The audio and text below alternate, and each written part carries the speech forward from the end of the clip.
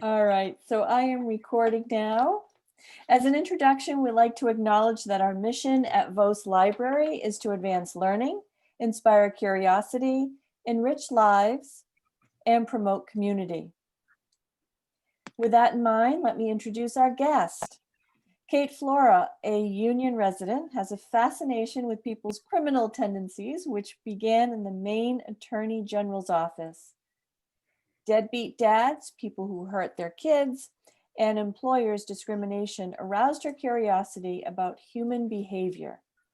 The author of 22 books and many short stories, Flora has been a finalist for the Edgar, Agatha, Anthony, and Derringer Awards.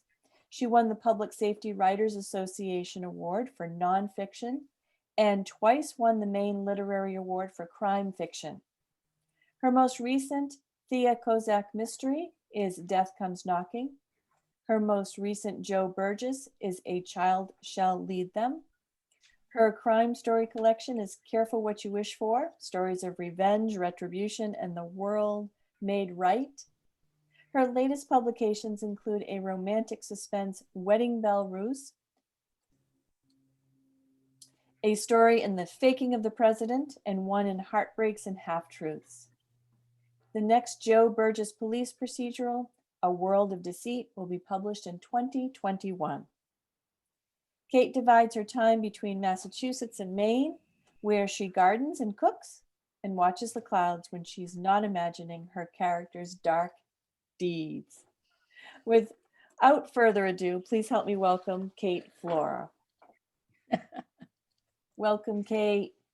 Thank you, Deborah. Am I gonna, I see. I'm going to stop sharing and Okay. we will see you. Okay, there we go. Here you all are, those of you who are visible and those of you who are invisible. I often say that if somebody rang the doorbell at 3 o'clock in the morning and said, we want you to talk about crime writing, I would just put on my bathrobe and come down to the living room and talk. But it's a little bit different when the job is to talk about my mother's book. When she wrote her first mystery and published it at the age of 83, the joke that we had between us is that with Mary Higgins Clark and her daughter Carol, Mary went first and then Carol followed in her footsteps. And in the case of A. Carmen Clark and her daughter, I went first and my mother followed me. And we often talk, or I often talk about how, there are people out there who say, well, I've always wanted to write, but, it's too late. I'm too old. And so I always say, my mother is an excellent example of somebody who said, I'm in my 80s, but I want to write a mystery. And so I'm going to. And the Vose Library, of course, plays a big part in her story because as she told it to me, she loved reading what she would call murder mysteries. And she would go to the Vose Library regularly to, get a new stack of them to read during the week, as we all did. And at some point she was talking to the librarian and she said, I can't find mysteries that please me. And so she said, either the characters are too rich and live lives that a farm wife can't relate to, or there's so much blood and gore that I don't want to read the books.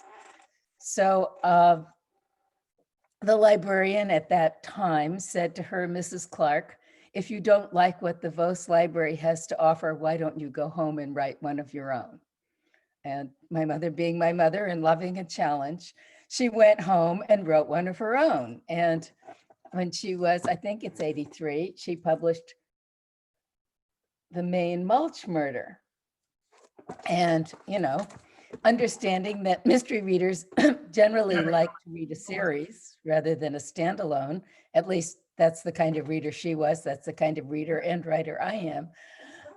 She embarked upon the second book in the series, The Corpse in the Compost. And unfortunately, 2 years later, she had a stroke and she was no longer able to finish the book, but she had written a first draft.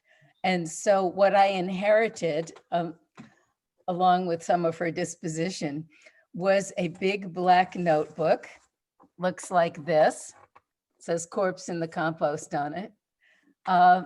And lots of handwritten notes from her friends at the Maine Media Women, and a very long analysis of the book that I had obviously written for her at some point.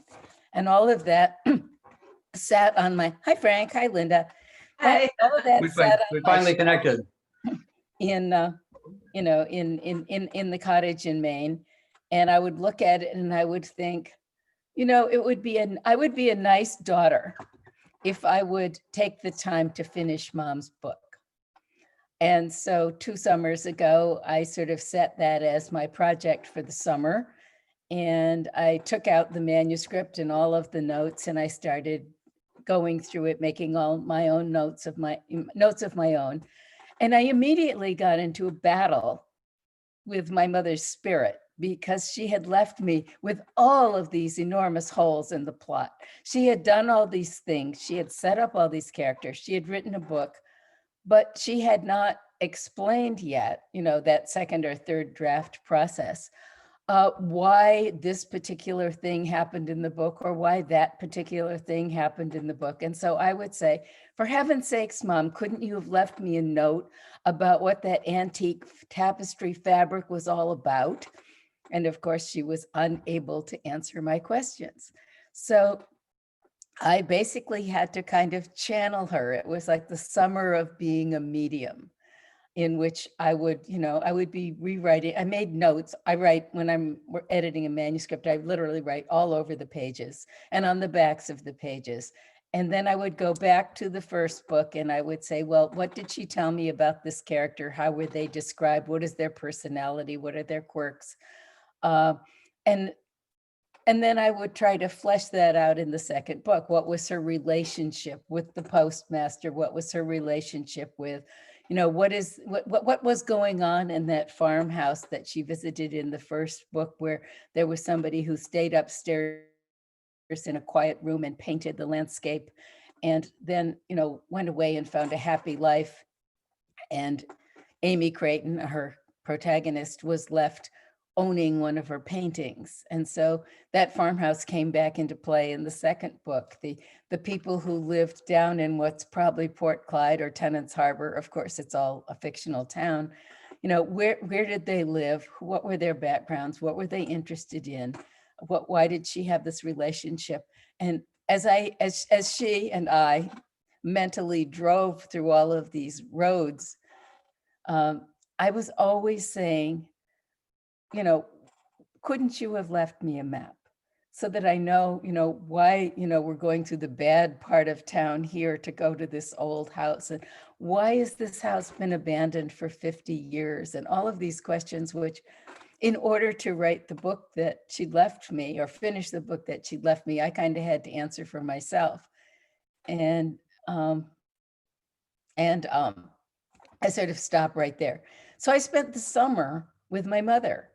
And it was this really fascinating experience to try and figure out, knowing her personality as I did, what she meant to show about this person or that person, or this family that didn't treat their kids well, or the alcoholics, and why the children were wandering around on their own, and all of these questions.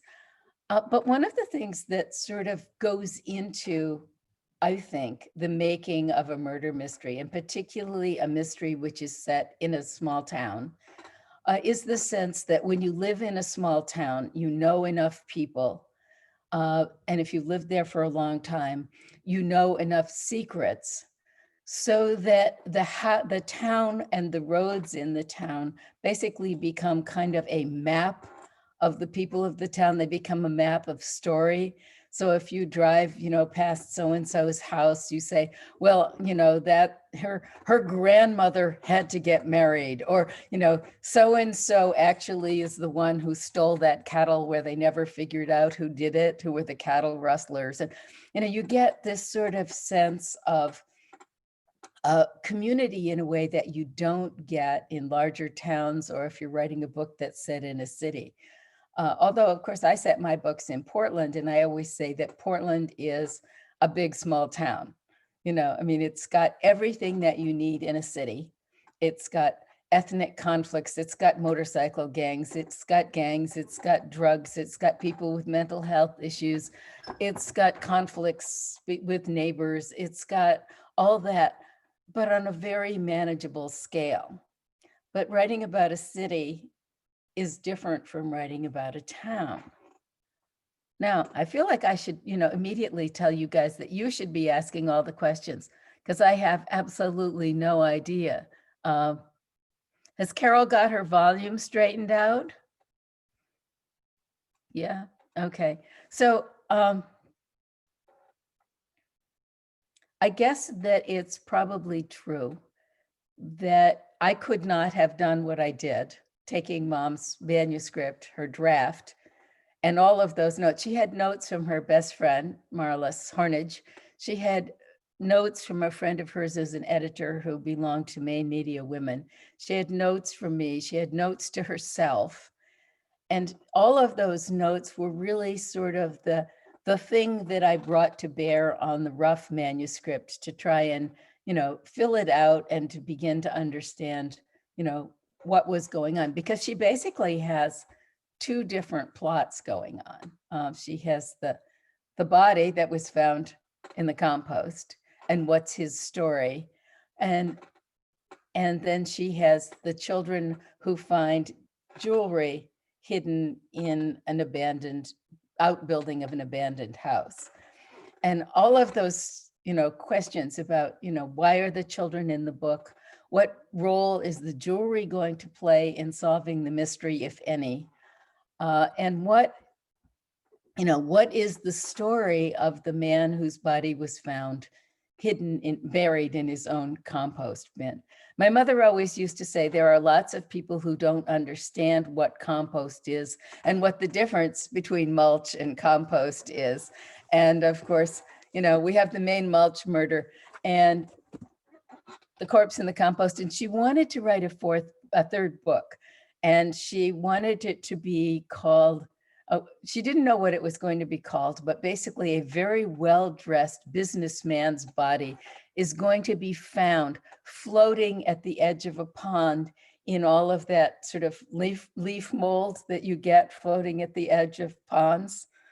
And so we've for years brainstormed about what the third book would be called. And of course, if you all want to chime in and send me your suggestions, I would love to know what you think the well-dressed man in the leaf mold in the pond is called, that will fit the theme of alliteration. So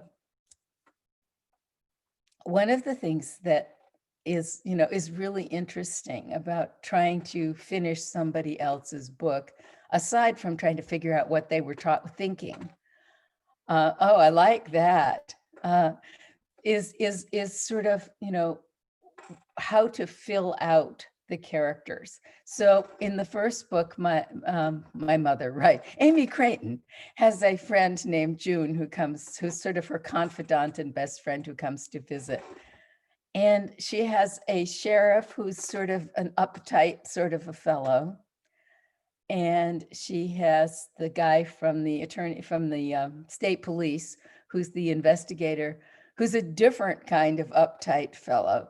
And I love the way that she sort of weaves them all together so that through sort of calling on her expertise, who does she know? What are the people's stories? What are the secrets? What are the relationships? What's the history? What might be going on here? What has she heard possibly through gossip? Who's a good person in town to talk to? It all happens sort of at Amy's kitchen, at her table, and on Amy's beach, where people seem to get inveigled into going swimming, even though they're the kind of uptight people who would not normally sort of shed their business clothes and put on a red bathing suit and jump into the pond. But Amy somehow manages to get people to do that. And one of the things that I think is sadly missing from the book, because I don't have it, are the recipes, because this is what would probably be in the mystery genre called a cozy mystery. And a lot of the cozy mysteries, as you probably all know, because, you know, we all read mysteries here, or you wouldn't be here unless it's to talk about my mother, is that there's a lot of food involved. There's a lot of cooking, and a lot of the cozy mysteries have recipes. So when I was done with the manuscript, I didn't have the recipes to go with all the funny things and all the funny breads and salads and fish stews and fish dishes that she was serving to these cops who kept dropping in and being hungry. So I had to go back to her newspaper columns, you know, the Camden Herald columns, where she, you know, was the home and garden page editor for a long time and wrote, you know, from the Orange Mailbox, and wrote a country living column, and sort of go back through all of her old columns and pull out recipes that sort of related to what was happening in the book, or that related to sort of her life as a writer who happened to live on a hilltop on a Maine farm in Union, and put all those at the end of the book. So you can sort of get a flavor for the writing of the writer when she's not killing people and burying them in compost and mulch and wherever else she has killed people and put them. I really love the idea that, you know, so much of this is the stuff of everyday Union, Maine life, you know, going to the sawmill to get sawdust to mulch the strawberries, or, you know, looking for the tracks of a wheelbarrow that was used to move a body in the Maine mulch murder, or, you know, sort of, I don't know, looking for local lore and using that to weave into a plot to create, you know, to sort of fill out the characters. Because when the book came to me, her characters were there, but we didn't really know enough about them yet. And I was really interested in her friend June and what June's story was. And I was really interested in the state police detective who kept showing up and picking her Amy's brain and saying this or asking about that, and watching him gradually through sort of, I would say, the magic of her interviewing talents and her nurturing talents, getting him to relax and pulling him out and letting us see his backstory as he sort of reluctantly at first, because cops don't share and they don't talk about themselves, begin to tell things about himself that he wouldn't probably normally tell someone. Now I'm stuck because, you know, I'm used to talking about my books, and it's always an interesting challenge when I have to talk about this, even though I did the project. Just pop on here to chat and see if there's anything to give me the Senny seance. Oh, okay. So what do I have to say? I think probably one of the biggest challenges of wanting to write this book and wanting to be faithful to her and the story that she had written and the locale and what the, you know, the feeling of the sense of the book, was trying to be really careful about not injecting my style, my voice into the book. And channeling somebody else's voice has given me an enormous respect for all those people who are trying to do that for far more famous authors, like Tony Hillerman's daughter Anne continuing to write the Tony Hillerman books, or somebody picking up the oh dear, I've lost his name. You know, you get over a certain age and you lose your nouns.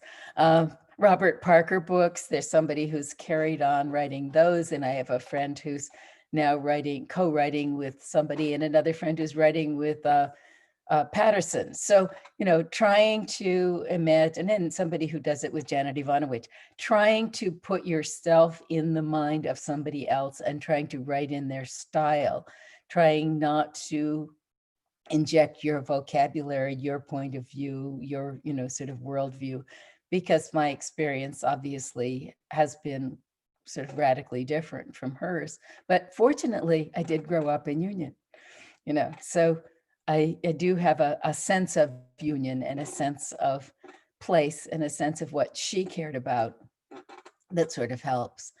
And I have to say, because, in our family, gardening is huge. I'm the one in the family who ended up with the brown thumb. My brother is a great gardener. My father was a great gardener. My mother was a great gardener. My sister was a great gardener. And I'm just, the person who can kill a house plant. So developing an appreciation of my mother's garden again, it's kind of like being taken back there, and I love the fact that, there's the hot garden with all of the flowers, which are, brightly colored and very sort of jump out. And then there's a soothing sort of blue and white garden that, her mother or other people who, are more precise about gardening might have approved of, along with all the different things that, she goes out to the garden every day and brings in to somehow turn into all the things, the bread. I mean, I don't know how many different things she put in bread, which, all of those visitors kept coming and gobbling up. And then, the family cookie jar, which she had to keep filled because every time she turned around, some hungry police officer was wandering the door hoping that there would be a cookie. And, it's interesting because, I don't think of my mother that way, but she certainly thought of Amy Creighton that way, as a person who loved her solitude, was proud of her work, was very independent, but had this immensely nurturing side, which keeps coming to bear, starting with the very opening of the book, when she's swimming in the pond, as anybody who knew my mother knew was something that she did practically from ice out until ice in. And she finds these three scared children, or these three children, needy children on the beach, and they show her that they found this bag of jewels. And that's the way that the book opens. It opens with, that's that pond, the stillness, the swimming, and certainly in Union, Maine, we are surrounded by ponds. So that's something that if you start reading the book, you really can relate to, is, how much of her quotidian life ended up being things that she gave her character, while at the same time she managed to create a character who was very much herself. And then, shocking to her daughter, her 60-plus-year-old and protagonist slept with a man, and I had to deal with that. Actually, of course, in the second book, he's off in Arizona, and the whole book we're waiting for him to come back. And as a reader, as well as the editor, was annoyed by that, because I liked Dort so much, even if his name was Dortimus, which sounds these days like something from Harry Potter. But when she was writing it, was probably just some name that she'd picked up from somebody that she met, or someone that learned about doing genealogy, which she's passionate about, or something. I don't believe that in the Clark family or the Carmen family lineage, there is a Dortimus, though there are Gabriel and Freelove. So I'm just looking for something to come up in this chat box. Okay, so Deborah is asking me a question. Do you think that I'll write the third book? That is just one of those questions I've always wondered about. My problem is, I would love to see what happens next. I want to know why that guy that she told us about in the business suit with the shiny leather shoes is floating at the shores of a Maine pond. But my life is always sort of, when are you going to write the next Thea? When are you going to write the next Joe Burgess?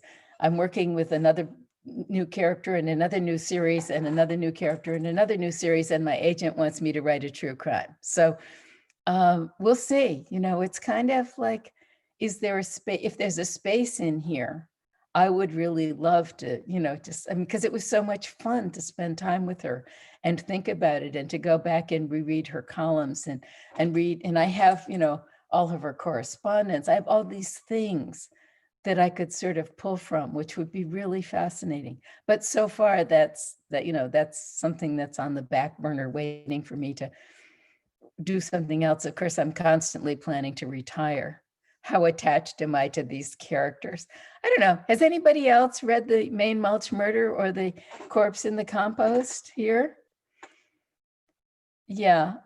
Yeah, I mean, I'm attached to them. Oh, yes. No, my friend says she's very attached to these. Yes, Frank, you have anything you want to add here? Well, we've read both of the books, and we're privileged to live in and take care of Ollie's house here on Centerbeck Road. So the books mean quite a lot to us. And it's a long time since I've read The Mulch Murder. My recollection is that some fair amount of it described the house. Yeah. And it was actually written sort of in the house, not so much the newer book, the one that you finished. Right. But the original one was, a lot of it had to do with the house. So reading through that, kind of like you could walk through the rooms and you could look down the stairway and you could look at the front screen door. And that was part of the book. And to be, sitting in the house now where we know that Ollie wrote these books is just an incredible experience. Thank you. And that's really fun. Let's see, what else have we got here? Oh, good. Yes. Oh, Charlene, my favorite librarian, is here. Okay. Okay. All right. Good. Okay. So some of you have it in the TBR pile and some of you have read it. But, you've got, along with talking about, the Maine mulch murder and mom, do you have any, sort of what I would call the generic question when you have a captive crime writer? Like, do we go around all day long looking for places to put the body? Or, is the inside of our head somehow strange and dark as opposed to, the rest of you? I mean, do I walk into my kitchen? I actually am the person who, I confess, once gave a dinner party, and I had been working on some research before the dinner party, and I had a book on plant poisons open on the kitchen counter just before the guests arrived. And my husband came into the kitchen and said, "Dear, I think we should put this away." One thing that I like, Kate, is not so much the fiction books that you've done are really good, but you should mention your nonfiction books. Finding Amy, for example, that was an incredible story.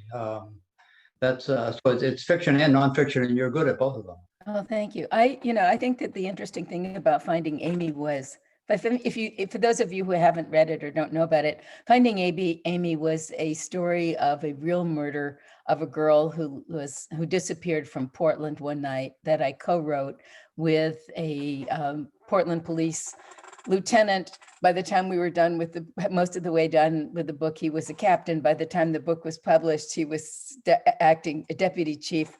And it was the story of a real murder looking over the shoulders of the cops who investigated it. And I think that's why my agent wants me to write another one, because she actually has a story of a girl that she knew when she was working for Wheaton College, who was murdered 40 years ago, and her crime was just solved this year. So, I think that, but I would not have been able to, to convey that sense, to know how to show you the real characters and what they were really like, I don't think, if I hadn't spent the previous 20 years writing fiction, because the skills of fiction, the techniques of fiction really come into play when you're writing nonfiction, because it still has to be interesting. You still have to see the people. You still have to make choices about how to tell the story, where the eye is going to stand, how to organize the material, how to make the reader see, the victim, the cops who cared about her mother who really, made the cops care about her, what kind of a person she would have been had she not been murdered. And then how to put a story together, through the trial, and show the lawyers and how they made their trial decisions, and then waiting for the verdict, all of which was really fascinating to me. And I was so lucky that, having worked in the Attorney General's office, I was able to go to them and have them, read the manuscripts, give me advice, give me the trial transcript, and just sort of walk me through some of the decision-making process. And then just talking to the cops, probably, two of the most fascinating things about writing that nonfiction book were the night that they found the body and were doing the exhumation in the woods under, lights in the middle of the night, on a December night when there was a snowstorm coming, and watching the cops pacing the halls of the courthouse as they wait for the jury's decision to come back. So, and then, having gone through all that and having, spent all that time with cops talking about their process, it helps me when I write fiction because, I know the sorts of things to ask. I know, what would really be happening, although I do make up some of my police procedure.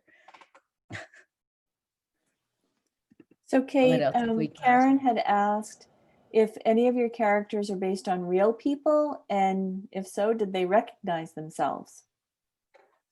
I don't base my books on real people.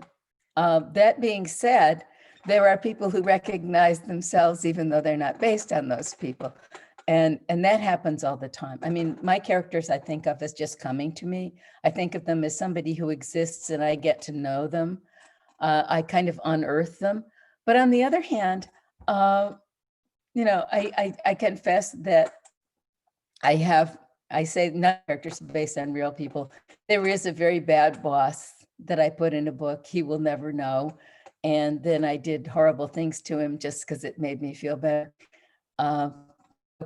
But in general, I mean, my characters just are who they are. And I've been writing Thea for many, many, many years. I'm still getting to know her. Still, she still surprises me sometimes, or I'll learn something about her background. I mean, I always say that just like when you do research, the amount of the research that you did that gets into the book is just the tip of the iceberg, and the rest of it's all, sort of informing the bits that you choose. When you write a character and you write a series character, the story arc is one book. It's what, happens to solve that crime, to figure out the who done it and the why done it. But the character arc goes on as long as the series goes on. So the characters grow and they change. I think it's hilarious that I've been writing Thea since my first one was published in 1994. And so Thea's a few years older and I'm considerably older.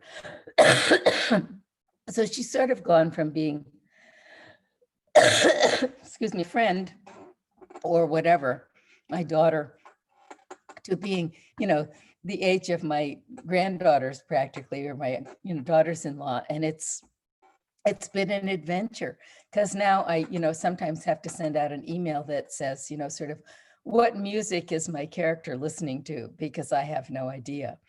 Or, what's the slang that people are using, so it's really interesting to think about the amount of time that I spend writing and the amount of time that I spend answering questions for the writing. So for example, today, I wanted to have a string of text back and forth between two 12 or 13-year-old girls.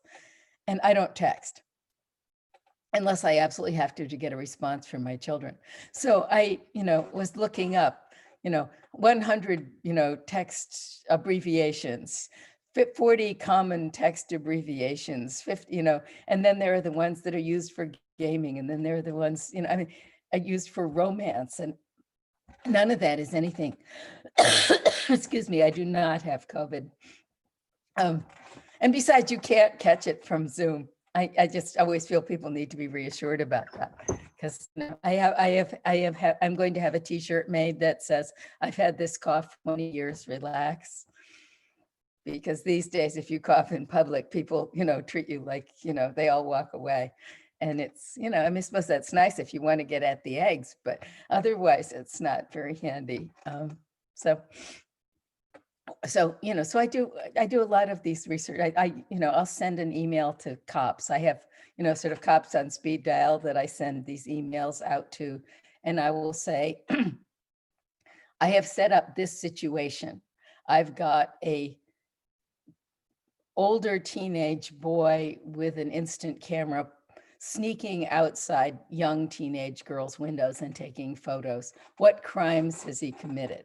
You know, that kind of question. Or my favorite one of all time is asking the cops, Thea needs a flashlight and Andre is going to buy it. And Andre is this Maine State Trooper or Maine State Police Detective. What kind of a flashlight is he going to buy? And I get back these marvelous answers. And I get back answers that'll, you know, that have all of this jargon. And they'll have links and they'll say this and they'll say that. And one of my favorites was the guy who wrote back, well, I think that Andre came on the force about the same time I did. And so those big mag lights are very handy for more than just flashlights. And I thought that was, you know, and that's the kind of, you know, so it gives me insight, it gives me detail, it gives me stuff that I can use. And so it's very helpful when you have a character and they're in a situation and, you know, I've never been a cop. I'm never obviously going to be a cop. And yet I write cops and get the compliment from cops that I think know cops better than they know themselves, but I still have to make sure that I'm doing it right. So in one of my Joe Burgess books, And Grant You Peace, Burgess and Kyle are looking for a witness and they're driving down the street and they see a kid in a gray hoodie with his hand in his pocket and they can tell that he has a gun in that pocket. And they watch him go into a convenience store. So he goes into the convenience store and they get out and they're going to go into the convenience store. And I realized that I have absolutely no idea what's going to happen because I don't know what the cops do when they walk into the convenience store and there's a kid in there who's pulled a gun on the clerk. So out goes the email and I get back all this information about how they will stand so that he can't watch both of them at the same time. And, you know, all of these different sort of positioning things and the way they'll talk him down. And so when I was done with writing the cop part, and fortunately, the only thing that got injured was a wounded bag of potato chips. I then wanted to know, how do I deal with the feelings of the clerk who has just been staring down the wrong end of a gun? And for that, I went to my Maine game warden, who, you know, has been in the woods for, you know, 25 years, where everybody he dealt with carried a gun. And I asked him, you know, he did a ton of search and rescue and dealing with tragic situations. How do you deal with the person who's just been traumatized? And he gave me all of his answers. So then my cops could be kind and caring and calming with the guy who had just been, you know, facing the gun. And, you know, that's the kind of thing that if you'd asked me, you know, 20, 25 years ago, I would have said, well, you know, writers just make it up. And the longer that I write, the clearer it becomes that I can't just make it up. You know, you guys, mystery readers, are very sophisticated people. You're great readers. And so you know stuff and you know when I get it wrong. So it becomes harder and harder to write because I can't make it up. And I keep having so many questions. I'll write, you know, 4 paragraphs and stop and go look something up, and I'll write 4 paragraphs and I'll, you know, call somebody and say, hey, you know, what was the crime or what would you do about? And sometimes I give myself license. Like I know that if one of my characters, who's a police officer, fires his gun, he's not going to be able to continue to investigate because they take his gun and, you know, he drives his desk and he's either on leave or he's on, you know, some sort of station duty until they've done an investigation of the shooting. So I do allow my characters to continue to finish the investigation because otherwise, you know, the book would stop for, you know, a year or 6 months while we waited for the Attorney General's office to give us an opinion. And that doesn't happen in fast-paced crime fiction. So just curious about whether no more questions. Oh my gosh. Kate, there's a comment though. It says, I would love to see a book from June's perspective about that particular time with Amy and about the sisters. Yeah, I think that's really fascinating. And because I don't know much about June, but I think that that's a great suggestion. And it's also true that very often when you write a book, there are characters who by necessity have to be minor characters in the story because we've already got our protagonists, our antagonists, our bad guys, and all those people. But sometimes someone pops up who's just so interesting. And I always think when I have time, I'll go back and find out what happened to that character. And the best one of those, I think, was years ago. As Catherine Clark, I wrote a suspense thriller called Steal Away. And it was about a kidnapped child and a family that was going, it's now what would be called domestic suspense, but we didn't have the term domestic suspense back then. Boy disappears, and the whole book is a question of, will we find him and get him back to his family? And there's all these complications, and I have really always wanted to go back to those characters and find out how they recover from the trauma of that kidnapping and go forward and what their life is like.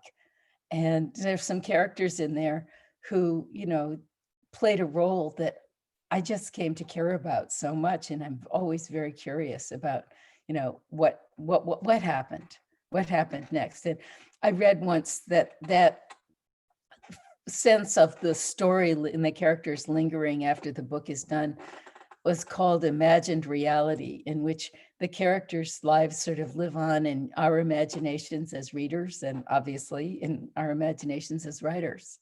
It's a really interesting experience and a surprise too, because if you're sitting there about to write your first novel, and of course November is National Novel Writers Month, so there's lots of people out there who are frantically trying to write 50,000 words over the course of this month. When you first start out, you have no idea, what's going to happen. And then, for me at least, I wrote a book. Actually, I wrote a lot of books which still live in the drawer. I was 10 years in the unpublished writer's corner before I sold my first Thea. But, you write these books. And then when the books go out into the world, it's no longer the same relationship. The relationship between me and the book is one relationship. And the relationship between the reader and the book is another relationship. And the relationship between me and the reader is another relationship. So there's this triangle that's going on. And it's really interesting how, several years ago, there was this period when a lot of the women series mystery writers were killing off their protagonist's significant other. That other person that we'd come to care about and was part of the novels, and then suddenly they were dead. And I started getting these emails that said, if you kill off Andre, I will never read your books again. And I thought, what? I didn't know that. I just really hadn't realized that people had such a relationship with the characters. And then, there was one time when a woman came to, a reading, and she said, I want to date Andre. And a guy came and said, my wife has given me permission to go out with Thea. So, it's obvious that they have a life, if you will, even though they're fiction, outside of me and what I've created, that they other people have, sort of a grip on them. They belong to you, to readers, as well as they belong to me. And that was a huge surprise, just a huge surprise. I didn't know that would happen. And I didn't know that. And now I know that, there are people out there who send me pictures of Andre. Although my favorite picture story is that once I was thumbing through a magazine and I found a picture of a woman, and I said, that's Thea. That is definitely what Thea looks like. And so I tore it out and I put it on my husband's desk, and he doesn't like things on his desk. And he came home and he picked it up and he said, what's this? And I said, that's Thea. And he said, no, it's not. She doesn't look anything like that. So, that's the thing that happens, that's part of the surprise, is that you let these characters go out in the world. And so, of course, I really do wonder, what does my mother think of what I did with June? What does my mother think of, the deepening relationship with the sheriff, who's kind of he's from away and he's kind of an uptight jerk, and the state police detective who is mellowing a little bit, and we really care about him, and we wonder, is he going to be a rival for her affections? Is he going to interfere with her relationship with Dort? This book doesn't exist, and I'm wondering about these people. So that's what happens to us as writers and readers, I think. Just checking here. Okay. Are there other questions or comments for Kate? You want to unmute? Oh, come on. This might be off topic, but I wonder if anybody's interested in what it was like to grow up in Union a few years ago. Because today we have a wonderful common market. We have a restaurant. It's probably a very different town. Oh, it's a very different town. It really is. And, it's interesting, Frank, because, my friend Karen is here, and she and I grew up together and went to school together. And, I posted on Throwback Thursday on Facebook recently a picture of me in my basketball uniform, which, is absolutely hysterical because I didn't know I was short. I think that there wasn't very much going on except, you could go out and ride around in cars, and there was the Union Fair, and there were blueberries. There were blueberries. There was the Blueberry Festival, and my mother wrote the recipe book for the Maine Blueberry Festival at the fair, and I got to be a contestant for Blueberry Queen. It's just, one of those, tell us something about you that no one knows, and that's my thing. Is I was a runner-up, how sad, for Maine Blueberry Queen. So it's the kind of thing that you don't put on your resume if you're applying for a job.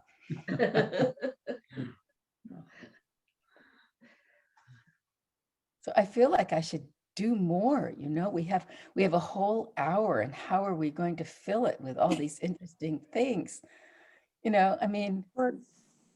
One thing that's missing is the high school. The high school was fun.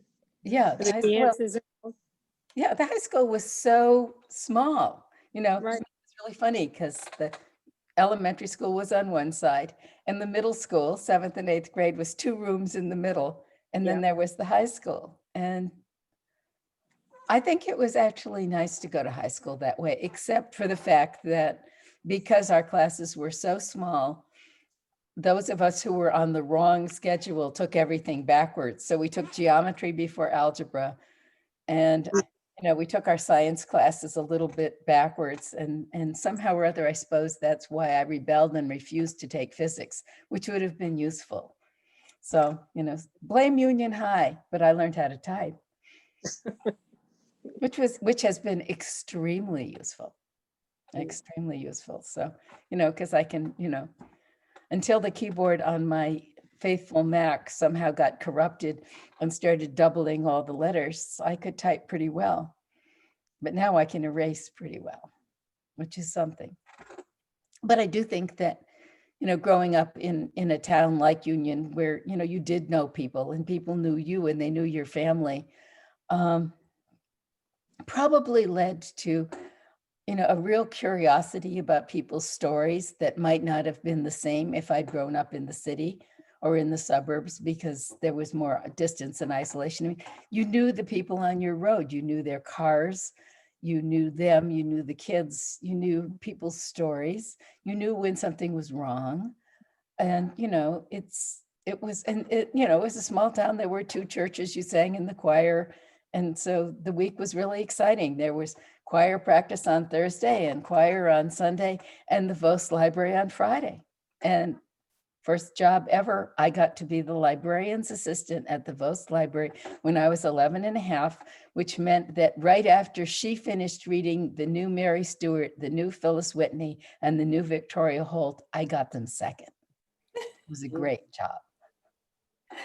Kate, this might be a beautiful way to segue and end, because the librarian assistant at Vose is asking you this question.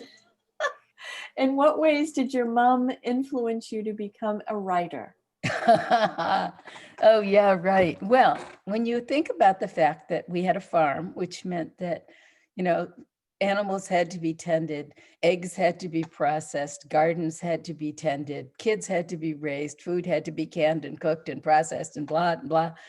She wanted to write so badly that she would get up at 4:30 in the morning and she would write while we were asleep so that she could be undisturbed and then go through the whole day. And I do think that her dedication, her passion for writing, and her determination in the face of, you know, the world of writing is mostly a world of rejection, and her determination and her success, you know, I mean, she made it seem so important and so valuable. And between that and reading the Vose Library, uh, you know, the idea of writing and the idea of being able to create a world that is so compelling that people are willing to leave their everyday world and stay with you in the world of your imagination, uh, is just really, has always seemed a magical thing to me. I'm just as excited as a reader now as I ever was. And when I can do that for people, when I get the phone call that starts out, "I hate you." And "I hate you" means you kept me up until 2 o'clock in the morning because I couldn't stop reading your book. That's a huge compliment. So, oh, Charlene wants to know um, if I outline my books. The answer is I used to outline my books. And then I had a book where I started out the book following my outline, got one chapter in, and a character walked into the story and said something to my character that took the story on a completely dramatic new turn, and it never came back. So now what I do is what I call cooking, which is that I walk around stumbling into furniture and getting stopped before the frozen peas because I'm thinking, and I cook the plot. I know, you know, what's at the crime. I know who's the protagonist. I know who did it. I know what's at the crime scene. I know what clues I'm going to leave. I know what my red herrings are going to be, but I still don't really know how it's all going to play out. And then I just go and see what happens. Someone asked me who the librarian was, and I'm so embarrassed. Lynn? Does that sound right? I know it, but I can't remember it right now. Lynn, Sorry? Lynn, Lynn Allen. Lynn Allen, yes. It's Lynn Allen's fault that this is happening. What else have we got here? Okay, Several books in development. How Yep. is it difficult? That's a good one. Is difficult, is it, to keep the storylines, characters, and so forth in line? Well, the truth is that even though I have all these things stacked up on my plate, I write one book at a time. Sometimes I can edit something that's been sitting around, you know, for a while, waiting for me to come back to it. But mostly I like to write one book at a time because I like the idea that when I get up in the morning, the characters are already talking to me and things are already happening. And when I go to sleep, I use that, you know, sort of segue into sleep to think about, did I do that scene right? Or should I go back in the morning and reshape it? And then, you know, but by the time I'm done with the book, that next book is just pushing because it wants to be written. And so, you know, I decided to retire. I decided that I've had enough of this. I'm going to retire now. I've been doing this for, you know, 35 years, 37 years, and I just, you know, I'd like to retire. So I quit for 3 weeks. And that was it, you know. By the time the 3 weeks were over, I was right back at my desk. So obviously writers don't get to quit, I guess, until our eyes go or our fingers go or something. Otherwise, you know, I'm just going to be doing it all the time. So. That's great, Kate. Okay, well, if you have any more questions, you can always find me online and you can send me little emails that say, here are all the errors in the book and you should fix them, which I greatly appreciate, or whatever else you think I should be doing. All right, Kate. Well, and I just want to put a plug in for Vose that we have your books. We have 11 of your own books. And of course, we have Corpse in the Compost as well. So I hope people will, if you haven't read them, will sign them out and borrow them from us. So that concludes our presentation for this evening. All of us at Vose Library, thank you for attending our Zoom with Vose Wednesday series. And we hope that you'll spread the word and also join us next week when we have a presentation from the Bilodeau family, whose music is sure to entertain us. Kate, thank you so much for joining us This was tonight. really fun. All Let's do it right. again sometime. Sounds good to us. And I hope everybody has a great night. Be well and stay healthy. Bye, everybody. Thank you, Kate. Oh, nice to see you guys. Yeah, nice to see you too.